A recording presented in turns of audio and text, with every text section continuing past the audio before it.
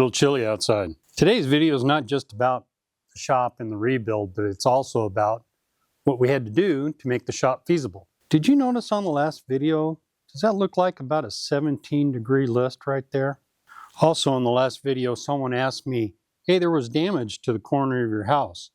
And then later, the garage had disappeared. What was that all about? It was all about the master plan when we originally bought this new property. So originally, the house looked like this.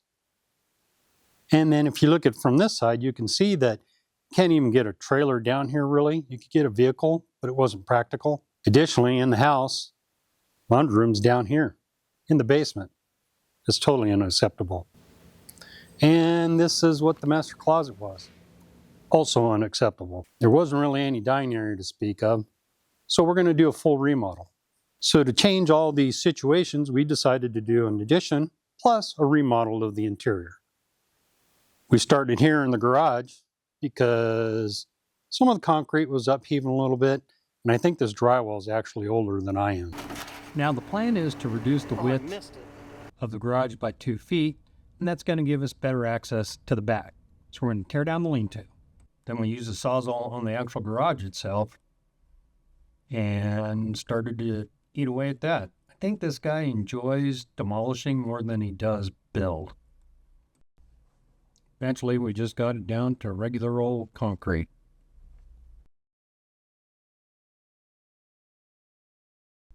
Before we could do concrete though, we had to rip out a deck, like I say, more demolishing, which suits him just fine.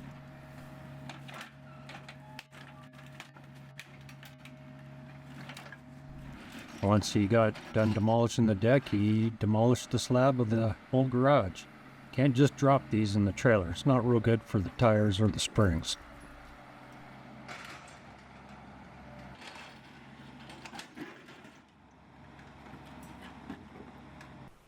And once we got the slab out, then we had to over-X down 2 feet because everything's got to be down below the frost level.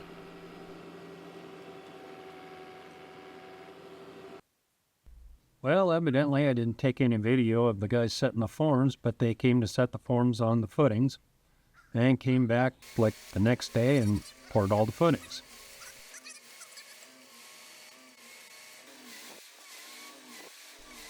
So after they stripped the forms on the footings, they came back and put the forms for the walls, and I think these sheets of plywood that he used for forms are older than me.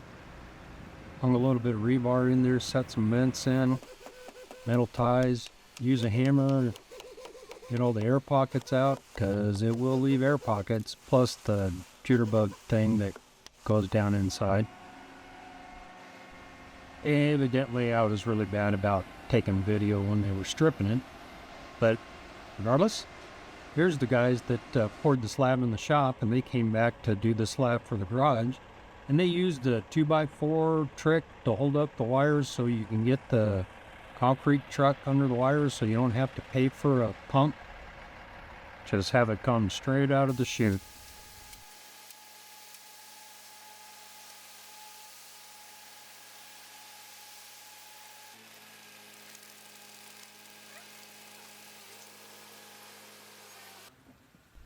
All right, concrete work done.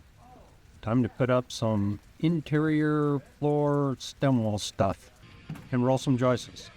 And then come back and throw some TNG plywood floor underlayment on it. So I guess everybody uses a Pettibone type forklift these days to lift their walls. That way they build it all on the ground. Don't have to do any ladder work to put up any of the shear panel. You simply lift it up, slide it over into place.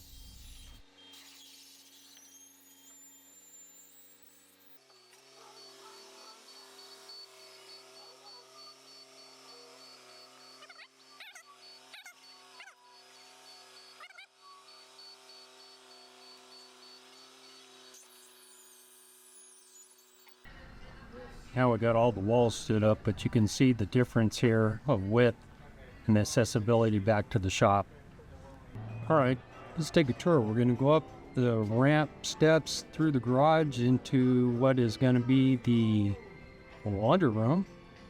And there'll be a little sink right there underneath that window. And of course, our washer and dryer right there.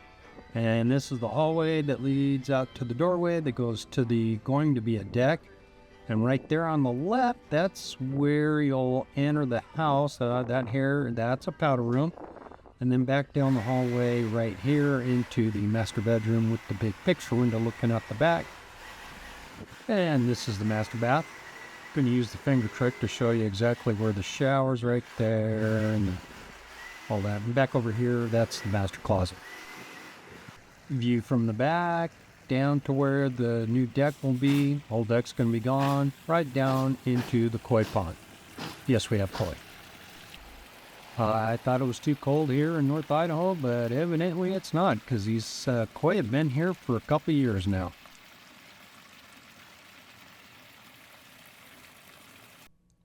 And they can finally put on the last end truss that they built on the ground and then just lift it right into place. Then you don't have to hang off the ladders or hang off the edge of the roof. Here's a view from this side, all sheeted, fascia on, and let's go over to this side. And this is what it looks like on this side, all sheeted and sheer paneled off. Looks like a white vehicle convention here, but the electricians are here and they're doing some really cool stuff. Added a 200 amp panel out to the shop. Well, here's one of those, got the ditch open, might as well repair and replace all the sewer pipe for another couple $1,000. And the roof's going on. Oh, we got the inspector looking at the brand new siding.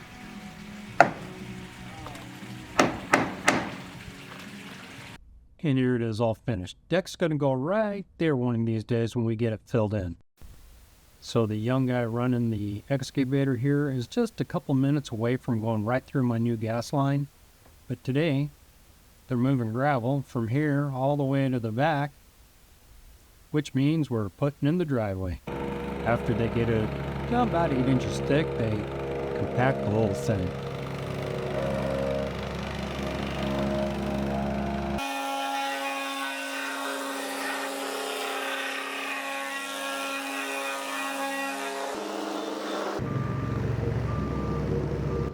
Well, after they fixed the gas line, they took the excavator over to this side and filled in underneath where the deck's going to go, because I've got to get started on that.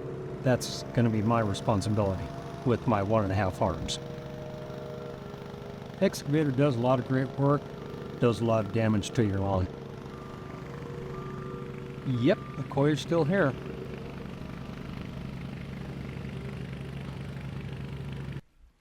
So we finally got the process going for putting the deck framing in, and you're going to be able to go into the rear addition through this door right here. So let's just take a little tour, shall we?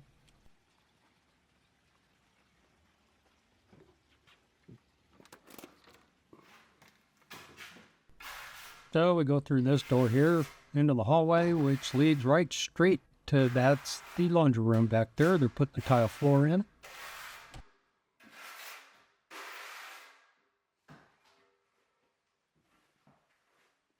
And over here we go into the master bedroom, where you can't see out the window because it's too bright. And in here they're laying the matting for the radiant floor tubing, and that's where the shower's going to go. This is why it's good to have a son-in-law and a grandson. In my current physical condition, there's no way I could have done this on my own. So the plate joiner or biscuit joiner is so we can make grooves where there's no grooves for these hidden clips. This is what the deck looks like for now, till it gets to be more spring or summer so we can do some more work. Finally painted it white, some black trim, and here's the driveway all finished. Before and after. Changed to this gable roof so we could have a higher garage door.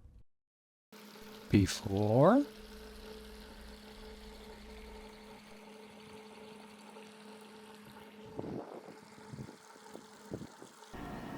And after. Oops, I think that's a repeat of the clip I've already used. before and after. Hey, check it out. No slang. Now, I didn't take any interior finish shots because there's still some things that I need to get done. The cabinet guy, now that he has a sling off, might be able to get to some of that stuff. So a short little sweet video just so I can keep YouTube happy. So if you get a chance, watch these, subscribe here, and leave a comment, and we'll see you real soon.